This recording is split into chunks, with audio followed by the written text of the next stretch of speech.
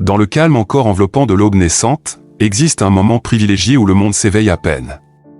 C'est dans cette douce quiétude que certains découvrent la force incroyable de la prière matinale. Imaginez-vous, au lever du jour, en communion profonde avec le divin.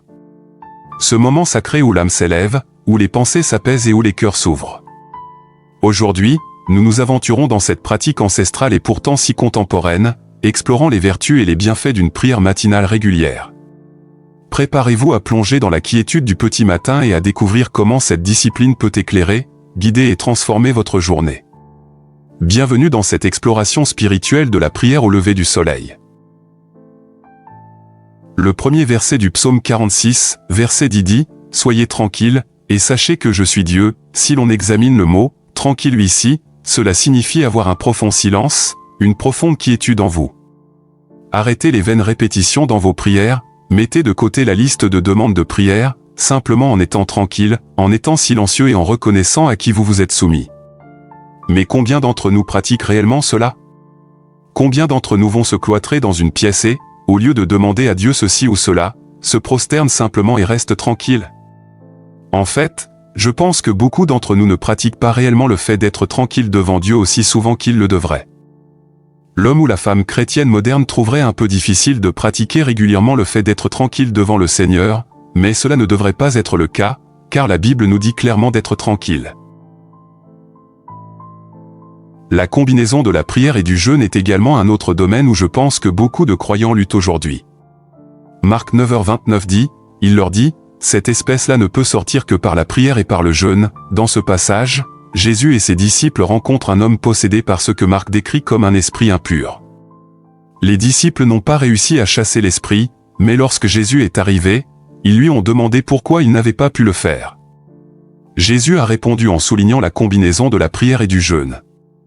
C'est une combinaison puissante que de nombreux saints à travers les âges ont trouvé d'une grande importance dans leur vie. Quand avez-vous pratiqué la dernière fois la prière et le jeûne dans votre propre vie? Vous constaterez que lorsque vous priez et jeûnez, vous êtes capable de diriger vos pensées et votre attention vers le Seigneur de manière plus efficace. En ce qui concerne le jeûne, c'est bien plus que simplement s'abstenir de nourriture. Ce n'est pas un régime. Le jeûne n'est pas un moyen de manipuler Dieu, il ne change pas la vie de Dieu, il ne le contraint pas à changer ses plans. En revanche, le jeûne aide à clarifier nos esprits et nos corps pour que nous soyons plus réceptifs à la volonté de Dieu. Le jeûne est une discipline très incarnée qui nous rappelle que même nos besoins et désirs les plus fondamentaux ne sont pas primordiaux. Nos appétits n'ont pas le dernier mot. Nous nous soumettons à la discipline du jeûne afin de nourrir nos âmes plutôt que nos corps. C'est pourquoi Jésus a dit dans Matthieu 4h4, « L'homme ne vivra pas de pain seulement, mais de toute parole qui sort de la bouche de Dieu. » À travers le jeûne, nous entraînons nos esprits à dire non à la chair, à dire non à nos désirs. À travers le jeûne, nous renforçons la résilience de nos esprits pour que nos désirs charnels ne nous dominent pas. Le jeûne nous rappelle qui est aux commandes. Et à travers cette pratique, associée à la prière, vous découvrirez que votre esprit et votre cœur seront transformés par la puissance et la présence habitant du Saint-Esprit. Au fil des ans, j'ai entendu de nombreux chrétiens se plaindre de ne pas avoir pu entendre Dieu. Mais je me demande si le problème n'est pas plutôt le manque de capacité à écouter. Après tout, la Bible dit « Soyez tranquilles, et sachez que je suis Dieu ». Mais comment pouvons-nous être tranquilles et entendre la voix de Dieu lorsque nous sommes constamment entourés de plus de bruit, d'écrans et de distractions qu'auparavant? Eh bien, je crois que c'est là que nous devons jeûner et prier. La prière et le jeûne sont une combinaison que l'on retrouve fréquemment dans la Bible. Moïse, par exemple, a jeûné avant de recevoir les 10 commandements, comme le dit Deutéronome 9h9, « Je suis monté sur la montagne pour recevoir les tables de pierre, les tables de l'alliance que l'Éternel a faites avec vous, et je suis demeuré sur la montagne 40 jours et 40 nuits, je ne mangeai point de pain, et je ne bus point d'eau. » Daniel est un autre exemple. Il a prié et jeûné pendant 3 semaines jusqu'à ce qu'il reçoive la réponse de Dieu.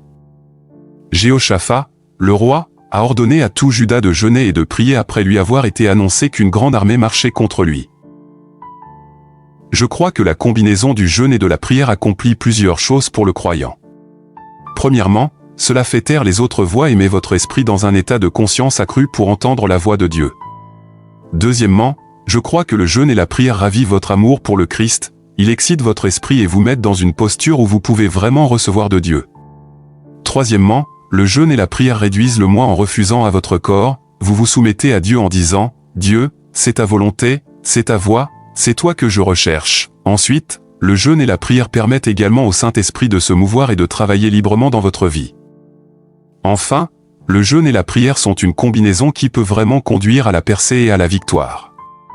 Lorsque Jésus et ses disciples ont rencontré un homme possédé par un esprit impur, les disciples n'ont pas pu chasser l'esprit. Ils ont alors demandé à Jésus pourquoi ils n'avaient pas pu le faire, et Jésus a répondu dans Marc 9 verset 29, « Cette espèce ne peut sortir que par la prière et par le jeûne. » Si vous vous trouvez dans une impasse, je veux m'adresser à vous.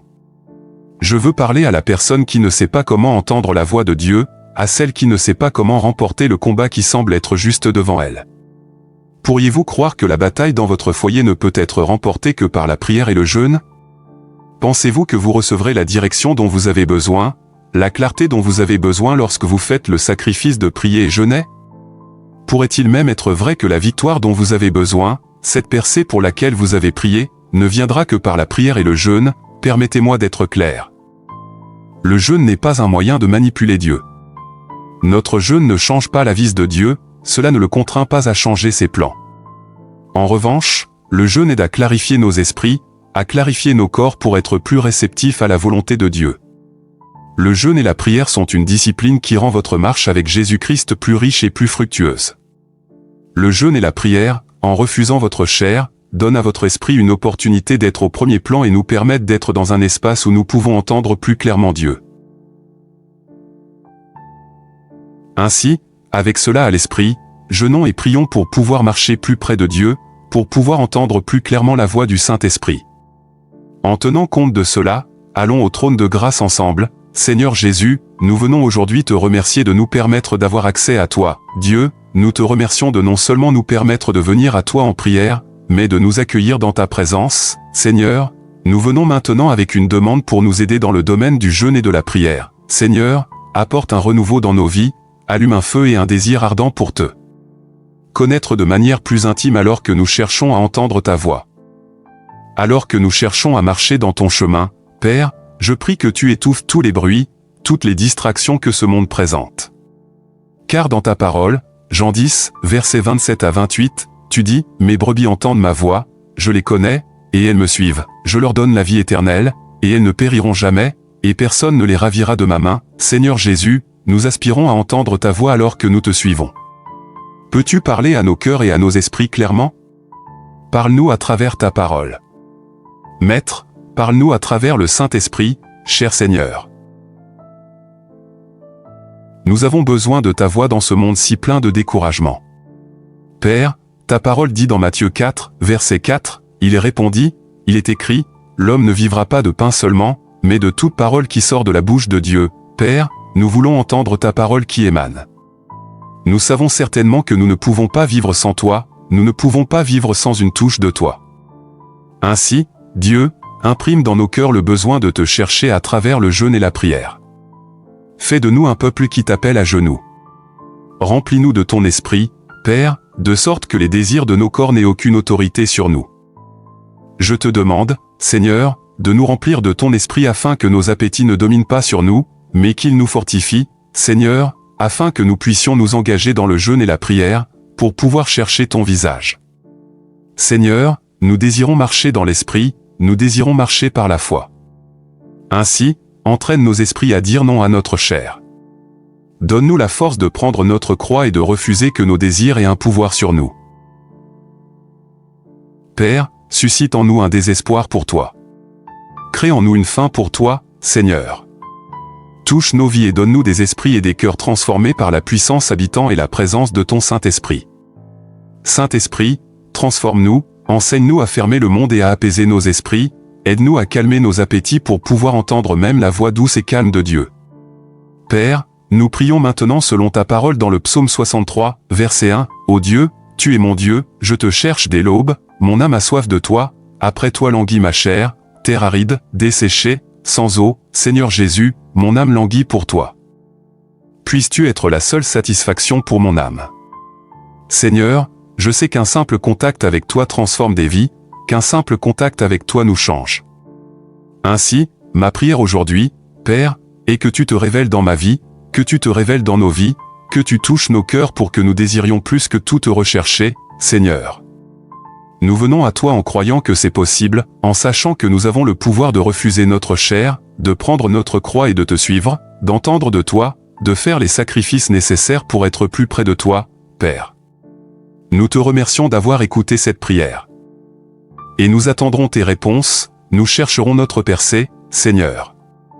Nous te remercions pour cela, béni soit ton saint nom, au nom de Jésus, nous prions. Amen. Alors que nous terminons cette exploration enrichissante de la prière et du jeûne, rappelez-vous que cette discipline transcendante n'est pas simplement un acte, mais un mode de vie. Que cette expérience ne se termine pas ici, mais qu'elle se prolonge dans chaque aspect de votre quotidien.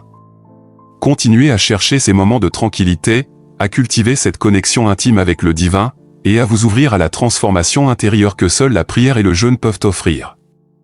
Que chaque lever de soleil soit une invitation renouvelée à plonger dans cette expérience spirituelle profonde. Puissent les bénédictions et la sagesse que vous avez acquises ici aujourd'hui illuminer votre chemin vers une vie de foi, de paix et de plénitude. Que votre parcours spirituel soit béni et que votre cœur soit toujours ouvert à recevoir les grâces divines. Merci d'avoir partagé cette quête avec nous. Que la paix et la lumière vous accompagnent toujours sur votre chemin.